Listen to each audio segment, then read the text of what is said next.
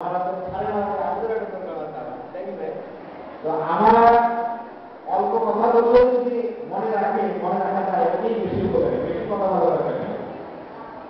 সময়ের কাজ সময় কিসে রাখবো না, 30-এর মধ্যে দিয়ে এবং প্রথম কাজটা কেন মেয়েদের শরীরের মধ্যে একটা পরিবর্তন, এর সাথে কিছু হরমোনের রিলেশন এবং তোমরা যদি হরমোনের নাম এর মধ্যে নিশ্চয়ই শুনে থাকবা, সেগুলো ইস্ট্রোজেন, প্রজেস্টেরন নামক হরমোন, এবং এর সাথে আরো আছে প্রোলাক্টিন আছে। তো যাই হোক এই হরমোনগুলোর সাথে আমাদের ব্রেস্ট ক্যান্সার এই হওয়ার ডেভেলপমেন্টের একটা সম্পর্ক আছে, যার কারণে মেয়েদের যে বিয়ে হওয়া, বাচ্চা হওয়া, এর সাথে হরমোনাল লেভেলে যদি ওঠানামা হয়, যার কারণে ব্রেস্ট ক্যান্সার হওয়ার একটা সম্পর্ক আছে। এই জন্য প্রথম বাচ্চাটা, দ্বিতীয় বাচ্চা পরে কোনো সমস্যা নেই, প্রথম বাচ্চাটা এবং বিয়ে 30-32-এর আগে, এই হলো 1 নম্বর বিষয়।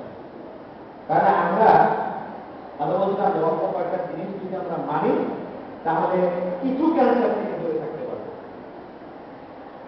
সিগারেট খাওয়ার অভ্যাস থাকার